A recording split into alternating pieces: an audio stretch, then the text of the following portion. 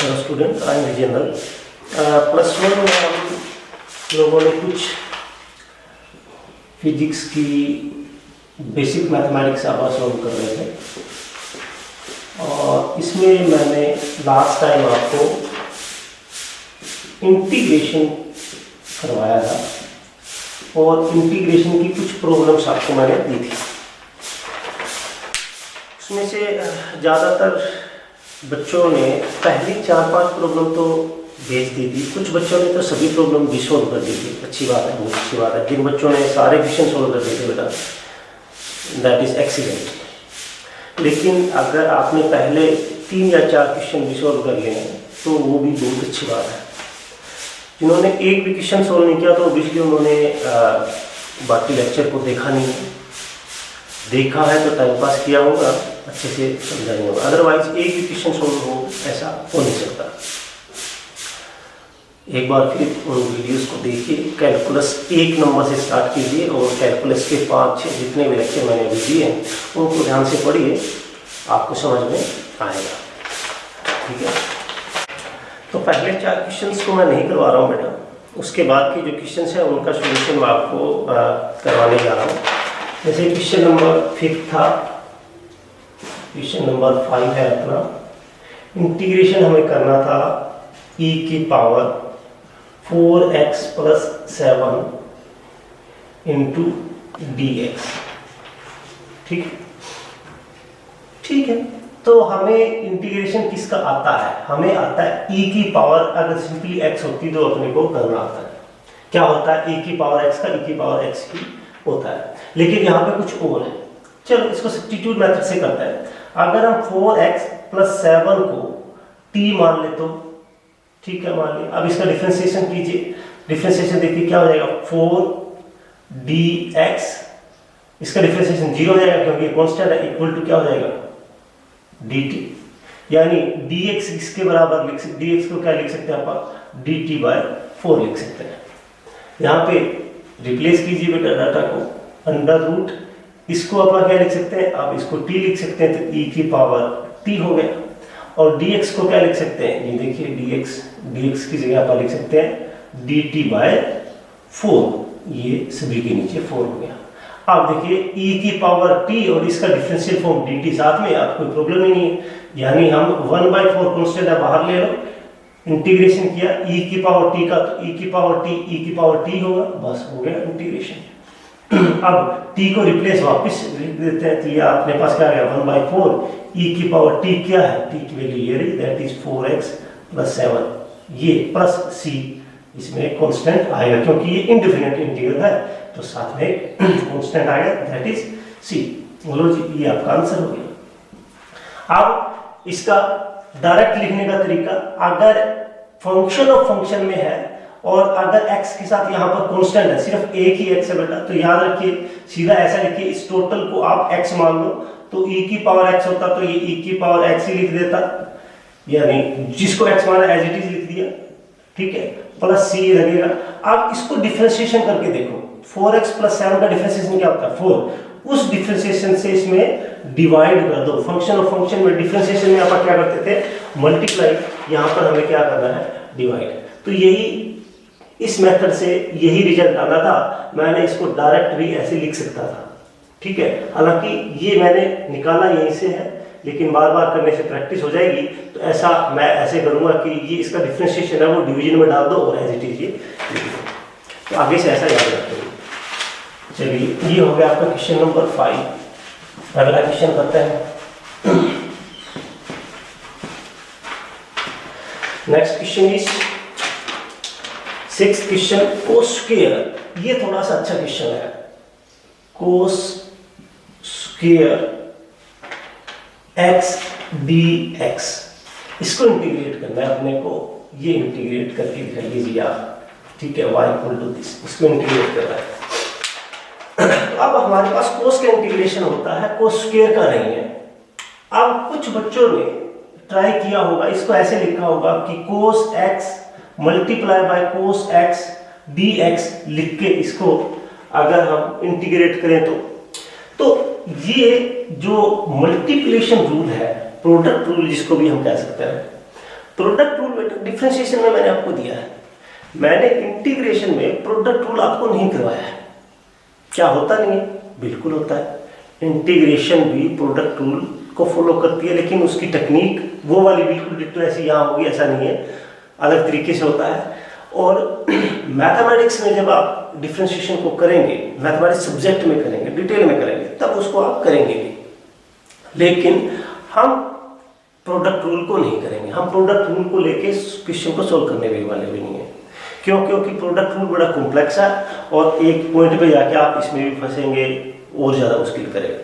तो अगर हम सब्स्टिट्यूट मेथड से जब तक इसको सोल्व कर सकते हैं तब तक हम उसी से करेंगे, प्रोडक्ट रूल लगाने से अवॉइड करेंगे। और फिजिक्स में आपको बिना प्रोडक्ट रूल लगाए काम चल भी जाना है। ऐसा कोई भी अपना कंसेप्ट कहीं भी यूज नहीं होगा जहां पर अपने को प्रोडक्ट रूल लगाना पड़े। तो बिना प्रोडक्ट रूल के काम चलेगा, इसलिए हम इसको बिना प्रोडक्ट रूल के सोल्व करने की कोशिश करेंगे। कैसे? तो अगर स्क्वायर को मैं हटा दूं, कन्वर्ट कर दूं, तो मेरा काम चल सकता है। तो याद कीजिए कोस 2x का फार्मूला क्या होगा, यानी अगर इसको मैं ऐसे लिखूं, कोस a प्लस बी का फार्मूला याद है किसी को? तो वो फार्मूला था बेटा cos a cos b minus sine a sine b, ये फार्मूला था। अगर a और b अलग अलग एंगल हो उनका सम, जैसे कि कोस 90 प्लस 30 डिग्री का ये फार्मूला होता है। 120 डिग्री को आप ऐसे लिख सकते हैं ना। इसी तरह अगर a और b दोनों बराबर बराबर हो, यानी कोस a प्लस a हो, तो हम क्या लिखेंगे? कोस a, क्योंकि b की जगह a आ गया ना, माइनस साइन a, यानी इसको मैं क्या लिख सकता हूँ? Cos 2a equal to cos square a minus sine square a। आई ना समझ? अब देखिए साइन स्क्वायर थीटा को क्या लिखा जा सकता है? तो अपने को पता है sine square theta plus cos square theta equal to क्या होता है? 1। तो साइन स्क्वायर थीटा को 1 माइनस कोस स्क्वायर थीटा लिखा जा सकता है। लोग यहाँ पे रिप्लेस कर देते हैं, तो देखिए कोस 2a इक्वल टू क्या हो जाएगा? Cos square a minus 1 minus cos square a। ठीक है, आपको सिर्फ साइन को ही रिप्लेस क्यों किया? क्योंकि मुझे कोस स्क्वायर को बदलना है। यहाँ पे सारे फंक्शन कोस के कर दिए मैंने। ये देखिए कोस 2a इक्वल टू हो गया कोस square a minus 1 plus cos square a। तो कोस square a cos square 2a cos square हो गया, a 1 को इधर ले आते हैं, तो ये देखिए कोस 2a प्लस 1 इक्वल टू क्या हो जाएगा? 2 कोस स्क्वायर a। तो कोस स्क्वायर a किसके बराबर हो जाएगा? Cos square a equal to हो जाएगा कोस 2a प्लस 1 डिवाइडेड बाय 2। अब ये देखिए हमने कोस स्क्वायर a को कन्वर्ट कर लिया। अब ये रिजल्ट याद रखना बेटा, इंपॉर्टेंट। वैसे मैंने पहले करवा रखा है, दोबारा बताया। अब इसको याद रखिए, कोस स्क्वायर को आप क्या रिप्लेस करते हैं? कोस 2a प्लस 1। अगर इसी तरह साइन स्क्वायर होता तो मैं साइन को भी रिप्लेस कर देता। यहाँ पे देखिए अगर मैं कोस स्क्वायर साइन स्क्वायर होता तो मैं कोस को बदल देता यहाँ से। देखिए कोस स्क्वायर क्या हो जाता? साइन 1 माइनस साइन स्क्वायर हो जाता। 1 माइनस साइन स्क्वायर होता, साइन स्क्वायर इक्वल टू आ जाता। ठीक है, चलिए तो जब वो साइन का फंक्शन आएगा तो साइन रिप्लेस कर लेंगे। तो अब आपने लिख लिया इंटीग्रेशन कोस स्क्वायर a की जगह मैं क्या लिखता हूँ? Cos 2a plus 1 divided by 2 और इन सभी के साथ dx। अब इसको सोल्व किया जा सकता है। क्यों? क्योंकि यहाँ पर कोस का स्क्वायर नहीं है, कोस 2a है। कोस 2a को प्रॉब्लम नहीं, इसको सोल्व किया जा सकता है। चलिए अब इसको इंटीग्रेट अलग अलग कर लेते हैं। तो देखिए कोस 2a डिवाइडेड बाय 2 और इसके साथ में भी dx है, इसका इंटीग्रेशन प्लस 1 डिवाइडेड बाय 2, ये 2 तो दोनों के नीचे है ना, 1 डिवाइडेड बाय 2 इनटू dx, इसका इंटीग्रेशन करना। चलो करते हैं। अब 1 बाय 2 कांस्टेंट है, उसको बाहर ले लो। इंटीग्रेशन किसका करना है? cos 2a, sorry it's not a, it's x है। देखो ये तो मैंने वहां एग्जांपल में लिया था, that is 2x, it is 2x dx। अब देखिए अगर cos x होता फिर तो बड़ा सीधा था। cos x का तो क्या होता है? साइन होता है। लेकिन यहाँ पर cos 2x है, कोई बात नहीं। अब इसको ऐसे सोचते हैं, अगर ये cos x होता तो क्या होता? साइन x हो जाता। लेकिन ये x नहीं है, चलो जो है वही लिख दो, साइन 2x हो गया, इंटीग्रेशन हो गया। अब डिवाइडेड बाय 2 है तो 2 तो बाहर ले ही चुके पहले। अब जिसको x मानना था यहाँ पे x नहीं है, यहाँ पे क्या है 2x। अब इस 2x का आप डिफरेंशिएशन करो। 2x का डिफरेंशिएशन क्या होता है 2। अब वो डिफरेंशिएशन डिवीजन में लिख दो, लो डिवीजन में लिख दिया। आगे बात हो रहा है। अब ये इंटीग्रेशन कर दिया तो इंटीग्रेशन साइन हटा दो, ये लो इंटीग्रेशन हो गया प्लस। अब 1/2 बाहर आ गया, dx का इंटीग्रेशन क्या होता है x प्लस c, ये लो आंसर आ गया। That is sine 2x divided by 4 plus 1/2x plus c, ये इसका आंसर है। और इसको आप कैंसिल मत कर देना, ये 2 2 जा 4 ऐसे मत कर देना, ये एंगल का डबल है। यानी जैसे x की वैल्यू 30 आएगी 32 जा sin 60 बन जाएगा ये, ठीक है। तो ये इसके साथ कैंसिल नहीं हो सकता, हालांकि 1/2 कॉमन इसमें ले सकते थे, वो अलग बात है। तो इस तरह इस क्वेश्चन को ये सोल्व कर लिया। तो ये अपना बन गया कोस स्क्वायर को इस तरह हैंडल करना है। कोस स्क्वायर को सबसे पहले किस में कन्वर्ट करना बेटा, कोस 2 थीटा में। और याद रखिए अलग से मैं आपको एक बार फिर लिख देता हूं यहां पर, integration of cos 2 theta equal to क्या होगा साइन 2 थीटा डिवाइडेड बाय 2। कैसे किया, कोस अगर ये थीटा होता तो साइन थीटा होता ना, जिसको थीटा माना है उसका एज इट इज लिखो, फिर जिसको थीटा माना था उसका डिफरेंशिएशन करो और नीचे लिख दो। आपको सर अगर x होता देखिए साइन x का इंटीग्रेशन आप करते हैं क्या होता है माइनस साइन का क्या हो गया कोस, और अब x है, x का डिफरेंशिएशन क्या होता है 1। और देखो इसमें भी वो था लेकिन उसका इंपैक्ट नहीं आ रहा था, इसलिए अपने को फर्क ही नहीं पड़ा। यहां पे इंपैक्ट आएगा तो लिख दिया, ठीक है जी। तो ये आपका हो गया क्वेश्चन नंबर जो भी था 6 था शायद, इसको भी आपने सोल्व कर लिया। चलिए आगे करते हैं क्वेश्चन नंबर 7 है इंटीग्रेट कीजिए secant power 4 tangent x dx। आप देखिए यहां पर सब्स्टिट्यूट मेथड लगाएंगे, लेकिन लगाने सोचोगे इसका ये जो क्वेश्चन है मैंने आपको एग्जांपल में करवाया था कि अगर कोई एक फंक्शन है x, कुछ भी है, मान लेते हैं एक फंक्शन है a और a के साथ में इसका डिफरेंशियल फॉर्म मान लेते हैं इसकी डिफरेंशिएशन आएगा b। अगर ये दोनों साथ में हो तो आप इसको मान सब्स्टिट्यूट करके सोल्व कर सकते हो। तो यहां पर भी देखिए, यहां पर एक ऐसा फंक्शन सोचिए जिसका डिफरेंशिएशन भी यहां पर है। तो देखिए अगर मैं इसको ऐसे लिखूं secant cube into secant x tangent x dx, तो बताओ कोई गलत है? देखिए 3 ये रही, 1 सेकंड ये रहा, 4 बन गए वापस, ये रहा इंटीग्रेशन। तो अब इतना होने से देखिए हमें स्पष्ट दिख रहा है कि सीकेंट का डिफरेंशिएशन ये होता है सीकेंट x टेंजेंट x। तो यहां पर सीकेंट को t मान लो, तो ये देखिए हमने किया let secant x equal to t। तो इसका डिफरेंशिएशन यानी secant x tangent x dx किसके बराबर आ जाएगा dt के बराबर आ जाएगा। इसका डिफरेंशिएशन किया, देखिए इसका डिफरेंशिएशन क्या होता है, ये होता है secant x tangent x dx, ये रहा। इसको क्या लिख देंगे t, और ये क्या है dt, और ये क्या है t है, ये रहा। तो लोग रिप्लेस कर देते हैं, इंटीग्रेशन t की पावर 3 और dt। अब इसको कर सकते हो नहीं कर सकते, अब इसको आगे सॉल्व कर लीजिए, आंसर आ जाएगा। आई बात समझ में? तो ये इस तरह करना, सिर्फ ये सोचना था कि यहाँ पर फंक्शन कौन है जिसका डिफरेंशिएशन भी यहाँ पर साथ में। तो देखिए स्पष्ट दिख रहा था टेंजेंट x और सीकेंट x किसका डिफरेंशिएशन होते हैं, सीकेंट का ही होते हैं बस। इतना का तो थोड़ा सा याद भी रखना पड़ेगा ऐसे तो, लेकिन एक बात चलो समझ में ना आए, अब आज बता दिया, अब तो 2 साल आपको ये बात याद रखनी चाहिए ना। जब कभी भी आप सीकेंट x और टेंजेंट x साथ में देखोगे तो आपको दिमाग में आ जाना है कि मुझे किसको रिप्लेस करना है। चलिए क्वेश्चन नंबर 8, क्वेश्चन नंबर 8 है under root x plus under root a का स्क्वायर dx। ये तो कुछ भी नहीं है, ये तो बड़ा सिंपल था, इसको इंटीग्रेट करना है। चलो इसका a प्लस b का होल स्क्वायर है, ओपन करना यार, इसको क्या हो जाएगा a स्क्वायर यानी अंडर रूट x का square plus under root a का square plus 2 root a root x, और इन सभी के साथ क्या है dx। चलो इंटीग्रेट, अब अंडर रूट x का x प्लस अंडर रूट ए का ए प्लस 2 रूट ए रूट एक्स और सभी के साथ dx। अब इनको अलग अलग इंटीग्रेट कर ही सकते हैं। इसका इंटीग्रेशन क्या हो जाएगा, x dx का करना है, dx सभी के साथ है, प्लस a dx को करना है इंटीग्रेट, प्लस इंटीग्रेट किसको करना है 2 root a under root x dx।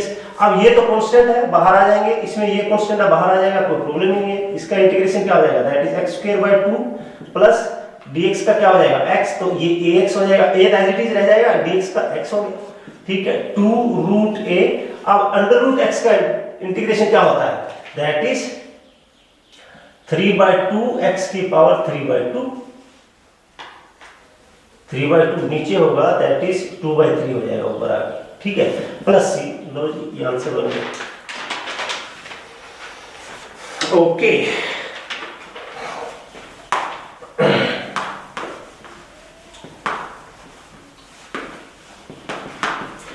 अगला क्वेश्चन था क्वेश्चन नंबर 9।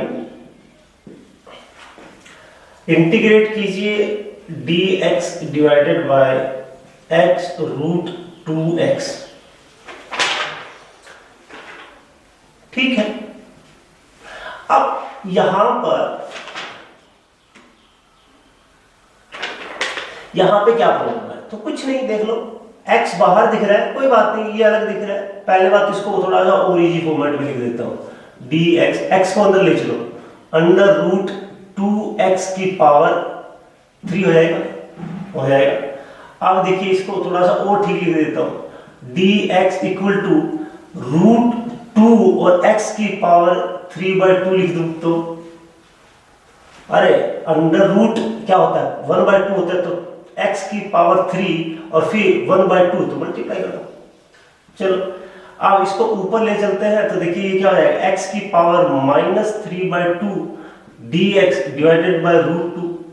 अब बताओ इसको इंटीग्रेट कर सकते हैं, x की पावर n का है यार, 1/2 तो बाहर आ गया, लो जी 1/2 बाहर आ गया, इंटीग्रेट करना है x की पावर -n। चलो इसमें क्या है, सिंपल है, कर सकते हो, कर लेना। चलिए क्वेश्चन नंबर 10, क्वेश्चन नंबर 10 जो दिया था, that was root x divided by 1 plus x root x dx। अब यहां पर डिवीजन रूल तो हम लगाएंगे क्योंकि हमें करवाया नहीं, तो लगाएं कहां से। अब दो फंक्शन है, तो या तो अब ऐसा दिया है तो पक्का इसमें से एक फंक्शन है, दूसरा उसका डिफरेंशिएशन है। तो या तो ये फंक्शन है, इसका डिफरेंशिएशन ये आएगा तो हम इसको t मान लेंगे, या फिर इसको t मान लेंगे, इसका डिफरेंशिएशन ये वाला आएगा। तो इसका डिफरेंशिएशन ये तो नहीं आ सकता, कॉमन सेंस करिए, इसको t मान के देखें, मान लेते हैं let 1 plus x root x को मैंने मान लिया t। अब डिफरेंशिएशन करो दोनों का, डिफरेंशिएट बोथ साइड। अब 1 का डिफरेंशिएशन क्या होता है 0 प्लस x रूट x का डिफरेंशिएशन क्या होगा, तो ये फिर आप गलती कर रहे हैं, ये x पावर 1 है, ये हाफ है, तो टोटल पावर क्या हो जाएगी 3/2। तो x की पावर 3/2 का डिफरेंशिएशन क्या होता है 3/2 x की पावर 3/2 माइनस 1। अरे x की पावर n का डिफरेंशिएशन क्या होता है n इंटू x की पावर n माइनस 1, और साथ में फिर dx इक्वल टू t का differentiation dt with respect to कुछ नहीं है, ठीक है, ठीक है। चलो अब इसको ऐसे लिख सकते थे 3/2। अब x की पावर 3/2 माइनस 1 क्या रहेगी 1/2 को क्या लिख सकते हैं under root dx equal to dt, यानी ये वाला चाहिए अपने को ना, ये रहा, ये देखो ये मिल गया, यानी अंडर रूट x dx को क्या लिख सकता था मैं 2dt/3 लिख सकता था। रिप्लेस कर लो बाय पुटिंग वैल्यू, ठीक है। इंटीग्रेट करना है, इसको आप क्या लिख सकते हैं, दिस इज 2/3 dt, और नीचे क्या है भैया, इस टोटल को आपने लिखा t, तो 2/3 कांस्टेंट अब बाहर आ गया। 1/t का इंटीग्रेशन क्या होता है, आंसर log 1 होता है, log t, ठीक है, प्लस c अब t किसको माना था आपको पता है, दैट इज 2/3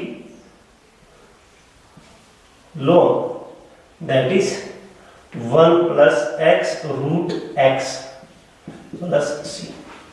ठीक है, तो ये आपका क्वेश्चन सॉल्व हो गया। ये आपको करना है, ठीक है। होपफुली आपको समझ में आया होगा, अदरवाइज दोबारा रिपीट करके देख लेना जहां से आपको समझ में नहीं आया।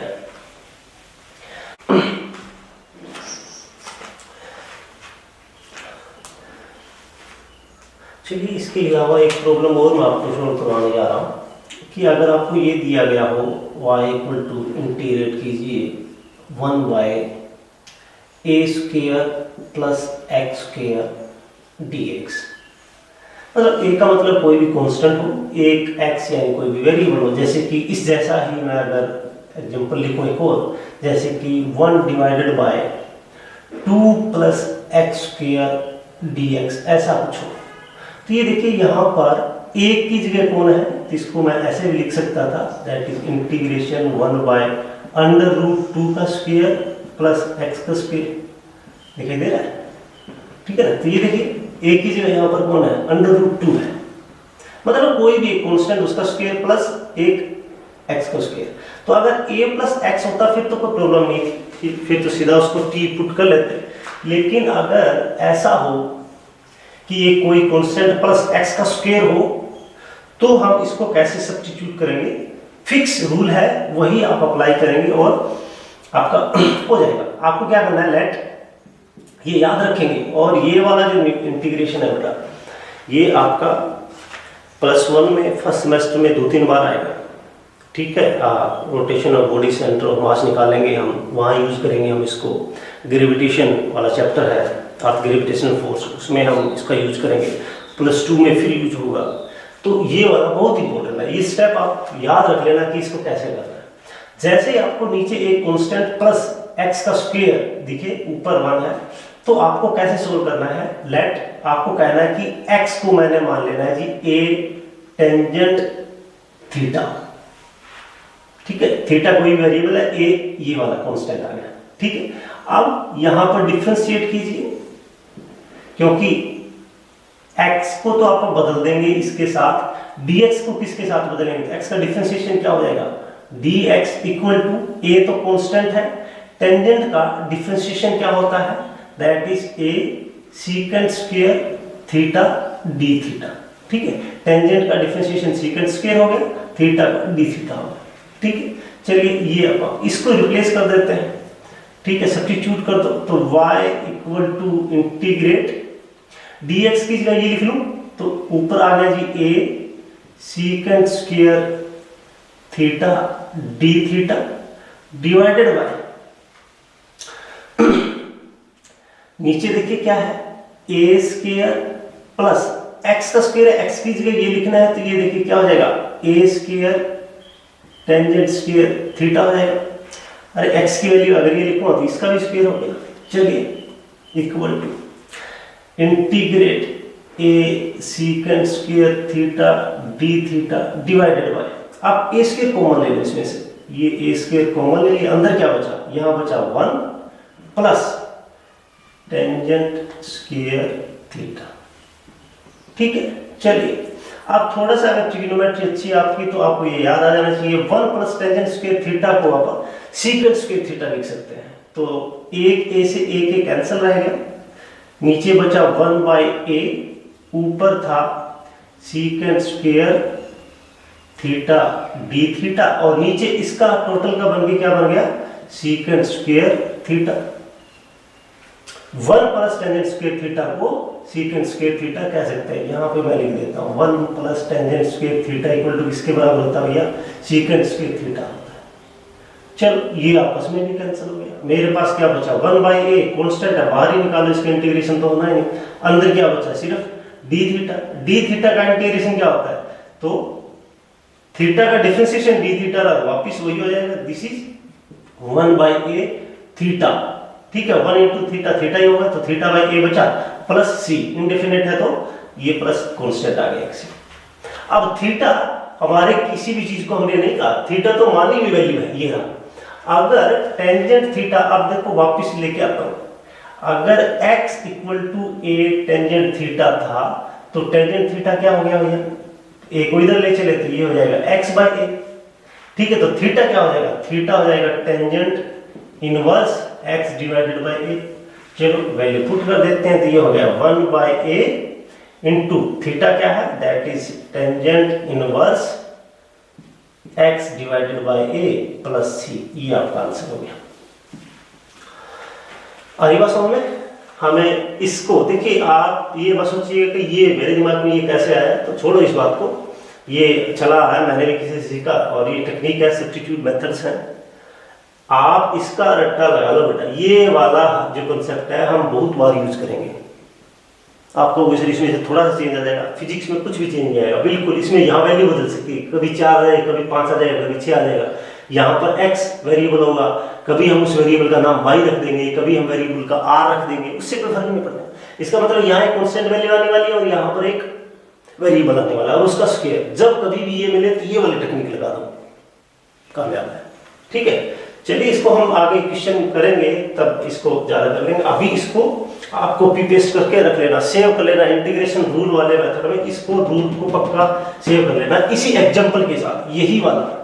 ठीक है, आगे जैसे a की वैल्यू बदलेगी उसमें आपको फिर कॉपी पेस्ट करना है आगे जब कभी भी। तो इसको ये एक तरह से ये लगा लीजिए कि इसका इंटीग्रेशन ये वाला होता है, ये रूल बन गया अपना आज के बाद।